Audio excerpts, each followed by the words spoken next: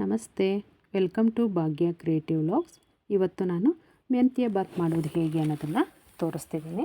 ನೋಡ್ತಿದ್ದೀರಲ್ಲ, ಇದ್ರ ಜೊತೆಗೆ ನಾನು ಮೊಳಕೆ ಕಟ್ಟಿದ ಹೆಸರು ಕಾಳ್ದೊಂದು ಸಲಾಡು ಕೂಡ ತೋರಿಸ್ತಿದ್ದೀನಿ. ಬನ್ನಿ ಏನೆಲ್ಲ ಇಂಗ್ರೀಡಿಯೆಂಟ್ಸ್ ಬೇಕು ಅಂತ ಹೇಳಿ ನೋಡೋಣ. ಈರುಳ್ಳಿ ಒಂದು ದೊಡ್ಡದು ತೊಗೊಂಡಿದ್ದೀನಿ ದಪ್ಪದು, ಹಾಗೆ ಶುಂಠಿ ಬೆಳ್ಳುಳ್ಳಿ ಒಂದು ಫುಲ್ ಗೆಡ್ಡೆ ಬೆಳ್ಳುಳ್ಳಿ, 1 ಇಂಚು 1.5 ಇಂಚಷ್ಟು ಶುಂಠಿ, 2 ಸ್ಪೂನು ತೆಂಗಿನಕಾಯಿ ತೊಗೊಂಡಿದ್ದೀನಿ. ತುಂಬ ತೆಂಗಿನಕಾಯಿ ತೊಗೋಬೇಡಿ, ಅನ್ನ ಮುದ್ದೆ ಥರ ಆಗುತ್ತೆ. 3 ಹಸಿಮೆಣಸಿನ್ಕಾಯಿ ತೊಗೊಂಡಿದ್ದೀನಿ. ನೀವು ಖಾರಕ್ಕೆ ಎಷ್ಟು ಬೇಕಷ್ಟು ತೊಗೊಳ್ಳಿ. ಕೊತ್ತಂಬರಿ ಒಂದು ಸ್ವಲ್ಪ, ಹಾಗೆ ಪುದೀನ ಕೂಡ ಸ್ವಲ್ಪ, ಚಕ್ಕೆ ಹಾಗೆ ಲವಂಗ 2, ಚಕ್ಕೆ 1 ಇಂಚು, ಸೋಂಪು 1 ಸ್ಪೂನು. ಇಲ್ಲಿ ನೋಡಿ, ಇದು ಬಂದು ಬಟಾಣಿ, ಹಸಿ ಬಟಾಣಿ 1 ಕಪ್ಪು, ಟೊಮೊಟೊ 1 ಕಪ್ಪು, ಅಕ್ಕಿ 1 ಲೋಟ ತೊಗೊಂಡಿದ್ದೀನಿ ದೊಡ್ಡ ಲೋಟದಲ್ಲಿ. ನಿಮಗೆ ನಿಮ್ಮ ಮನೆ ಹಾಗೆ ಎಷ್ಟು ಬೇಕಾಗುತ್ತೆ ಅಷ್ಟು ನೋಡ್ಕೊಂಡು ತೊಗೊಳ್ಳಿ. ಮೆಂತ್ಯ ಸೊಪ್ಪು ದೊಡ್ಡದು 1 ಕಟ್ ತೊಗೊಂಡಿದ್ದೀನಿ. ಇದು ಬಂದು ಒಗ್ಗರಣೆ ಐಟಮ್ಗಳು. ಇಲ್ಲಿ ನಾನು ಸೋಂಪು ಹಾಗೆ ಶಾಯಿ ಜೀರಾ ಅರ್ಧ ಸ್ಪೂನ್ ತೊಗೊಂಡಿದ್ದೀನಿ.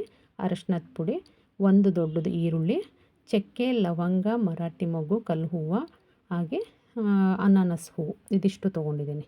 ಮೊದಲಿಗೆ ಒಂದು ಕುಕ್ಕರ್ ಇಟ್ಕೊಂಡು ಅದಕ್ಕೆ ಎಣ್ಣೆ ಮತ್ತು ತುಪ್ಪ 1 ಸ್ಪೂನ್ ಹಾಕ್ಕೊಂಡಿದ್ದೀನಿ. ಏನೆಲ್ಲ ಮಸಾಲೆಗಳು ಇಟ್ಕೊಂಡಿದ್ದೆ ಅದು ಹಾಗೆ ಈರುಳ್ಳಿ ಎಲ್ಲವನ್ನು ಒಟ್ಟಿಗೆ ಸೇರಿಸ್ಕೊಂಡು ಈರುಳ್ಳಿ ಕಂದು ಬಣ್ಣ ಬರೋವರೆಗೂ ಇಲ್ಲಿ ಹುರ್ಕೊಬೇಕಾಗತ್ತೆ. ನಂತರ ಇದಕ್ಕೆ ಬಟಾಣಿ ಇಟ್ಕೊಂಡಿದ್ದೆ ಅದು ಹಾಗೆಯೇ ಮೆಂತ್ಯ ಸೊಪ್ಪನ್ನು ಕೂಡ ಇಲ್ಲಿ ಸೇರಿಸ್ಕೊಳ್ತಾ ಇದ್ದೀನಿ. 1 ದೊಡ್ಡ ಕಟ್ಟು ಪೂರ್ತಿ ಉಪಯೋಗಿಸ್ಕೊಂಡಿದ್ದೀನಿ ನಾನು. 1 ಟೊಮೊಟೊ ಹಾಗೆಯೇ ಅರಶಿನದ ಪುಡಿ, ಇದಿಷ್ಟನ್ನು ಹಾಕ್ಕೊಂಡು ನೀಟಾಗಿ ಮಿಕ್ಸ್ ಮಾಡಿಕೊಂಡು ಫ್ರೈ ಮಾಡ್ಕೋಬೇಕಾಗುತ್ತೆ ಕಡಿಮೆ ಉರಿನಲ್ಲೇ. ಇದೆಲ್ಲ ಫ್ರೈ ಆಗೋಷ್ಟರಲ್ಲಿ ನಾವು ಮಸಾಲೆ ರುಬ್ಕೊಂಡು ಬರೋಣ. ಈ ಏನೆಲ್ಲ ಇಟ್ಟಿದ್ದೆ ಮಸಾಲೆಗೆ ಅದನ್ನೆಲ್ಲ ಒಟ್ಟಿಗೆ ಹಾಕ್ಕೊಂಡು ನಾವು ಸ್ವಲ್ಪ ಅಷ್ಟೇ ನೀರು ಹಾಕ್ಕೋಬೇಕು. ತುಂಬ ನೀರು ಹಾಕ್ಕೊಳ್ಳೋಕ್ಕೆ ಹೋಗಬೇಡಿ. ಸೊಪ್ಪಲ್ಲೆಲ್ಲ ಸ್ವಲ್ಪ ನೀರಿನ ಅಂಶ ಇರುತ್ತೆ, ಈರುಳ್ಳಿಲೂ ಕೂಡ. ನೀರು ತುಂಬ ಹಾಕದೆ ನೀಟಾಗಿ ನುಣ್ಣಗೆ ಪೇಸ್ಟ್ ಮಾಡ್ಕೊಂಡು ಬರೋಣ. ಪೇಸ್ಟ್ ಮಾಡ್ಕೊಂಡು ಬಂದು ಈಗ ಏನು ಇಟ್ಕೊಂಡಿದ್ವಿ ಸೊಪ್ಪೆಲ್ಲ ಅದೆಲ್ಲ ನೋಡಿ ನೀಟಾಗಿ ಫ್ರೈ ಆಗಿದೆ. ಇದಕ್ಕೆ ಮಸಾಲೆ ಏನಿದೆ ಅದನ್ನು ಮಿಕ್ಸ್ ಮಾಡ್ಕೊಳ್ಳೋಣ. ರುಬ್ಬಿರ್ತಕ್ಕಂಥ ಮಸಾಲೆನ ಮಿಕ್ಸ್ ಮಾಡಿಕೊಂಡು ನೀಟಾಗಿ ಎಲ್ಲವನ್ನು ಕೈ ಆಡ್ಕೋಬೇಕಾಗುತ್ತೆ. ನೋಡ್ತಿದ್ದೀರಲ್ಲ, ಆ ಮಸಾಲೆದೆಲ್ಲ ಹಸಿ ವಾಸನೆ ಹೋಗೋವರೆಗೂ ನಾವು ಬೇಯಿಸ್ಕೋಬೇಕಾಗುತ್ತೆ ಕಡಿಮೆ ಊರಿನಲ್ಲಿ.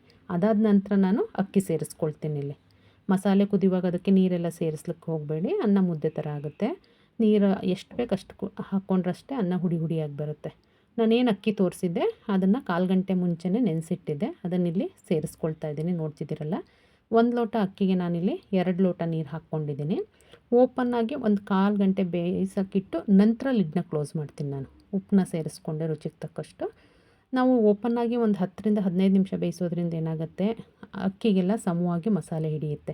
ಕುಕ್ಕರ್ ವಿಷಲ್ ಬಂದಮೇಲೆ ಮಸಾಲೆ ಒಂದು ಕಡೆ ಅಥವಾ ಅಕ್ಕಿ ಮೇಲೆ ಮಸಾಲೆ ನಿಲ್ಲುತ್ತಲ್ಲ, ಆ ಥರ ಎಲ್ಲ ನಿಲ್ಲಲ್ಲ.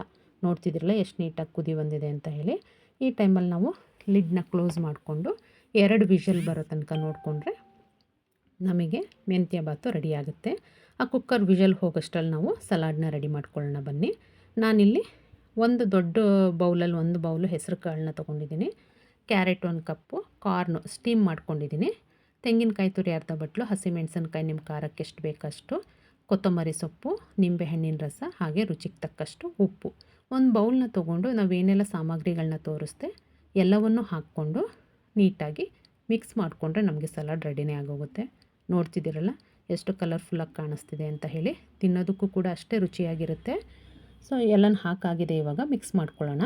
ನಾನು ಯಾವಾಗಲೂ ಮಾರ್ನಿಂಗ್ ಬ್ರೇಕ್ಫಾಸ್ಟಿಗೆ ರೈಸ್ ಐಟಮ್ ಮಾಡಿದಾಗೆಲ್ಲನೂ ನಾನು ಈ ಥರ ಸಲಾಡ್ ಮಾಡ್ಕೊಳ್ತೀನಿ. ಏನಕ್ಕೆ ಅಂದರೆ ರೈಸಲ್ಲಿ ಕಾರ್ಬೋಹೈಡ್ರೇಟ್ ಅಷ್ಟೇ ಸಿಗೋದು, ನಮಗೆ ಪ್ರೋಟೀನ್ಗೋಸ್ಕರ ನಾನು ಕಾಳ್ದು ಸಲಾಡನ್ನ ಮಾಡ್ಕೊಳ್ತೀನಿ. ಹೆಸರು ಕಾಳು ಅಂತಲ್ಲ, ಬೇರೆ ಮೊಳಕೆ ಕಟ್ಟಲಿಕ್ಕೆ ಯಾವ್ದು ಸಾಧ್ಯ ಅದರದ್ದು ನಾನು ಸಲಾಡನ್ನ ಮಾಡ್ಕೊಳ್ತೀನಿ. ಆರೋಗ್ಯಕ್ಕೂ ಕೂಡ ಒಳ್ಳೆಯದು. ನಾವು ಸಲಾಡನ್ನ ತಿಂದು ರೈಸ್ನ ತಿನ್ನೋದ್ರಿಂದ ಕ್ವಾಂಟಿಟಿ ಕೂಡ ಕಡಿಮೆ ಆಗುತ್ತೆ, ವೆಯ್ಟ್ ಲಾಸು ಆಗುತ್ತೆ, ಜೊತೆಗೆ ಆರೋಗ್ಯಕ್ಕೂ ಕೂಡ ತುಂಬಾ ಒಳ್ಳೆಯದು. ಮಾಡ್ಕೊಳ್ಳಿ ನೀವು ಒಂದು ಸಲ ಮನೆಯಲ್ಲಿ ಮಾಡಿ ನೋಡಿ. ಹಾಗೆ ಸಲಾಡ್ನು ಮಾಡ್ಕೊಂಡು ತಿನ್ಬೋದು, ಇಲ್ಲ ಊಟದ ಜೊತೆಗಾದರೂ ಮಾಡ್ಕೋಬೋದು. ಬನ್ನಿ, ಇಲ್ಲಿ ಕುಕ್ಕರ್ ವಿಷಲ್ ಹೋಗಿದೆ, ನೋಡೋಣ. ನೋಡ್ತಿದ್ದೀರಲ್ಲ ಎಷ್ಟು ನೀಟಾಗಿ ಆಗಿದೆ ಎಲ್ಲವೂ. ಮಸಾಲೆ ಎಲ್ಲ ಮೇಲೆಲ್ಲ ನಿಲ್ಲೋದು ಆ ಥರ ಎಲ್ಲ ಏನಾಗಿಲ್ಲ, ನೀಟಾಗಿ ಹದವಾಗಿ ಬೆಂದಿದೆ. ಅಂದರೆ ತುಂಬ ಕಾಳು ಥರನೂ ಇಲ್ಲ, ಹಾಗೆ ಮುದ್ದೆ ಥರ ಕೂಡ ಆಗಿಲ್ಲ ಅನ್ನ. ತುಂಬ ನೀಟಾಗಿ ಹುಡಿಯಾಗಿ ಬಂದಿದೆ. ನೋಡ್ತಿದ್ದೀರಲ್ಲ, ನೋಡಿದ್ರಲ್ಲ ಸಲಾಡು ಹಾಗೆಯೇ ಚಟ್ನಿ, ಮೊಸರು ಮೆಂತ್ಯ ಬಾತಿಗೆ ಕಾಂಬಿನೇಷನ್ನು ಟೇಸ್ಟು ತುಂಬ ಚೆನ್ನಾಗಿ ಬರುತ್ತೆ. ಒಂದು ಸಲ ನಿಮ್ಮ ಮನೆಯಲ್ಲಿ ಈ ಥರ ಮೆಂತ್ಯ ಬಾತನ್ನ ಟ್ರೈ ಮಾಡಿ ನೋಡಿ, ಹೇಗೆ ಬಂತು ಅಂತ ಅಂದ್ಬಿಟ್ಟು ಕಮೆಂಟ್ ಮಾಡಿ ತಿಳಿಸಿ. ನನ್ನ ಚಾನಲ್ನ ಲೈಕ್ ಮಾಡಿ, ಶೇರ್ ಮಾಡಿ, ಹಾಗೆ ಸಬ್ಸ್ಕ್ರೈಬ್ ಮಾಡ್ಕೊಂಡು